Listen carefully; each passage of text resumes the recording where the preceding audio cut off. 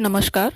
मैं कुसुमलता प्रजापति संत गहिरा गुरु विश्वविद्यालय अंबिकापुर से संबद्ध कालिदास महाविद्यालय प्रतापपुर से आज मेरे व्याख्यान का विषय द्वितीय सेमेस्टर हिंदी के प्रथम प्रश्न पत्र आधुनिक काव्य के प्रथम इकाई में उल्लिखित मैथिली शरणगुप्त का साकेत है। और साकेत जो कि महाकाव्य है और एक व्याख्यान में इसकी व्याख्या संभव नहीं है, तो हम इसको 2-3 व्याख्यान में समझेंगे। मेरे इस व्याख्यान में मैथिली शरणगुप्त का संक्षिप्त परिचय, उनका व्यक्तित्व, उनका कृतित्व और साकेत का एक संक्षिप्त कथा वस्तु है। तो हम साकेत को जानने से पहले मैथिली शरणगुप्त का एक परिचय प्राप्त कर लेते हैं। मैथिली शरणगुप्त का जन्म 3 अगस्त सन 1886 में उत्तर प्रदेश के झांसी जिले के चिरगांव नामक स्थान पर हुआ था। कविता मैथिली शरणगुप्त को विरासत में मिली थी। इनके पिता सेठ रामचरण जी कविता प्रेमी थे और थोड़ी बहुत कविता भी रचते थे। गुप्त जी की अधिकांश शिक्षा घर पर ही हुई है। गुप्त जी ने हिंदी, संस्कृत और बंगला साहित्य का गंभीर अध्ययन किया। इसके अतिरिक्त अंग्रेजी, गुजराती और मराठी भाषाओं का भी इन्हें पर्याप्त ज्ञान था। उनके पिता के अलावा काव्य के क्षेत्र में गुप्त जी के गुरु थे महावीर प्रसाद द्विवेदी। मैथिली शरणगुप्त पर महावीर प्रसाद द्विवेदी की अपार कृपा थी। इस पर अपनी कृतज्ञता व्यक्त करते हुए गुप्त जी कहते हैं, करते तुलसीदास भी कैसे मानस नाद, महावीर का यदि उन्हें मिलता नहीं प्रसाद। अर्थात जिस प्रकार गोस्वामी तुलसीदास पर हनुमान जी की कृपा थी, जिससे उन्होंने रामचरितमानस जैसे ग्रंथ का प्रणयन किया, उसी तरह उन पर भी आचार्य प्रवर महावीर प्रसाद द्विवेदी की कृपा है, जिससे वो हिंदी जगत को कुछ दे पा रहे हैं। गुप्त जी भारतीय संस्कृति के प्रतिनिधि और आख्याता माने जाते हैं। इनके जीवन काल में हिंदी साहित्य ने कितनी ही नई करवटें ली, कितने ही साहित्यिक वाद आए और चले गए, किंतु ये अपने ही चुने हुए एक ही पथ पर अचल रहे, उससे तनिक भी टस से मस न हुए। यह उनके महान व्यक्तित्व की दृढ़ता का परिणाम था। भारतीय संस्कृति में नारी का विशेष स्थान रहा है। भारतीय संस्कृति के नियामक महर्षि मनु ने बताया है कि जहाँ नारियों की पूजा होती है, वही देवताओं का अधिवास होता है। इसमें संदेह नहीं है कि हिंदी साहित्य में सभी कवियों की अपेक्षा गुप्त जी के मन में नारी के प्रति आदर भाव सर्वाधिक रहा है। यही कारण है कि उन्होंने उपेक्षिता नारियों को अपने काव्य में स्थान देकर उनके प्रति अपने आदर को समर्पित किया है, जिनमें से प्रमुख हैं उर्मिला, यशोधरा, विष्णुप्रिया आदि। इनके कृतित्व को देख लेते हैं हम। अब विषय की दृष्टि से इनके कृतित्व को हम 3 वर्गों में बांट सकते हैं: राष्ट्रीय एवं जाति रचनाएं, भावात्मक गीति रचनाएं और ऐतिहासिक रचनाएं। राष्ट्रीय एवं जाति रचनाओं में जाति रचनाओं के अंतर्गत इनकी रचनाएं हैं भारत भारती, स्वदेश संगीत, वैतालिक, किसान, अजित, हिंदू, पत्रावली, राजा प्रजा। भावात्मक गीति रचनाओं के अंतर्गत 2 रचनाएं शामिल हैं, इसमें है झंकार और मंगल घट। ऐतिहासिक रचनाओं को हम अगर काल के हिसाब से देखें तो वैदिक काल को लेकर इन्होंने जो कुछ भी लिखा है उसमें है नहुष, शकुंतला, तिलोत्तमा और चंद्रहास। रामायण काल को लेकर इन्होंने पंचवटी और साकेत लिखा है। महाभारत काल के अंतर्गत आने वाली रचनाएं हैं जयद्रथ वध, त्रिपथगा, वक संहार, वन वैभव, सैरंध्री, द्वापर और जय भारत।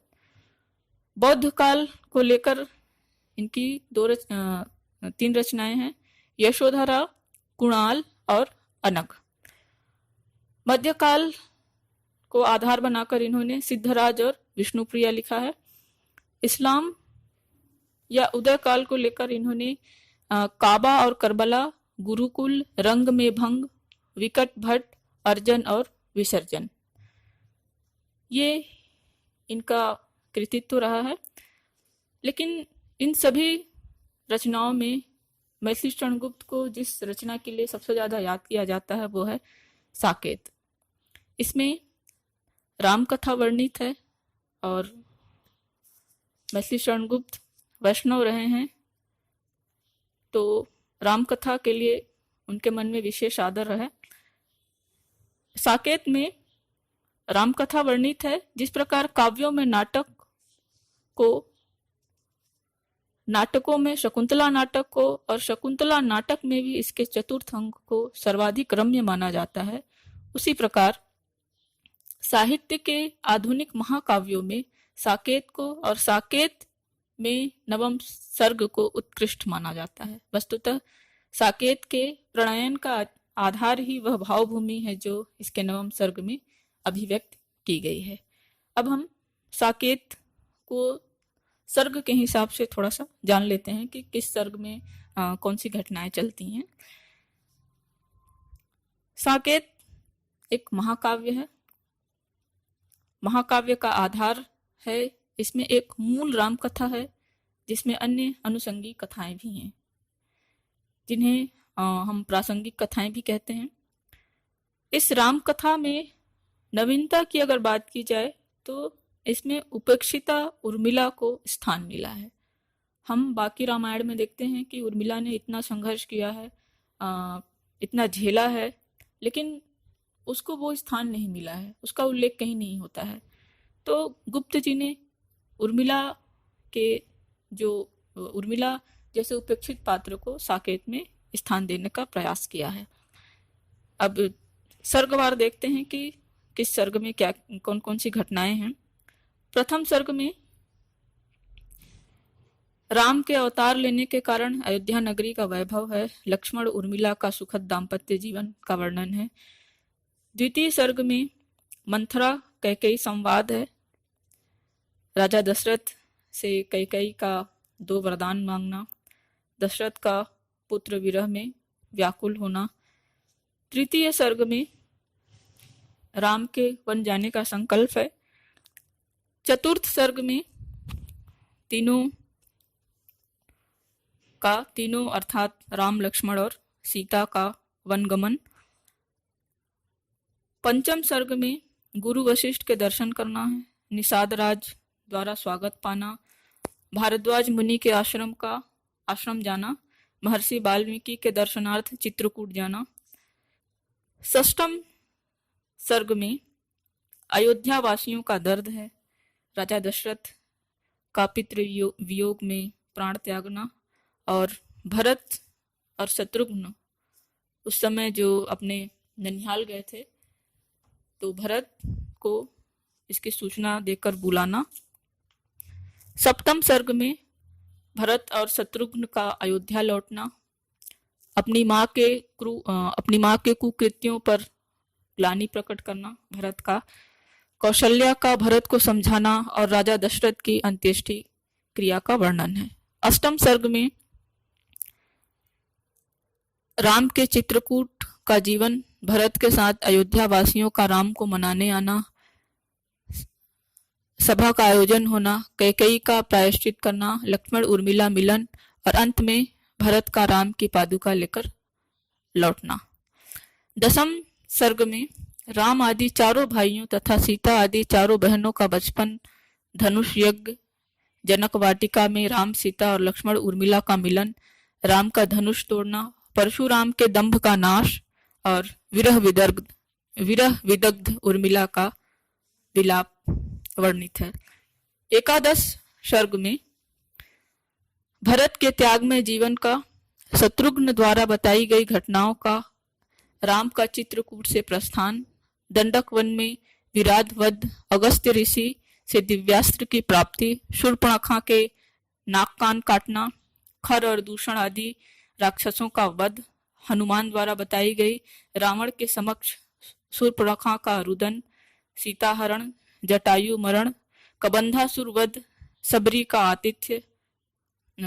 आतिथ्य ग्रहण, सुग्रीव का मिलन, बालीवध, लंका दहन, विभीषण का राम की शरण में जाना, राम रावण युद्ध, कुंभकर्ण वध और लक्ष्मण को शक्ति लगना आदि घटनाओं का वर्णन है। द्वादश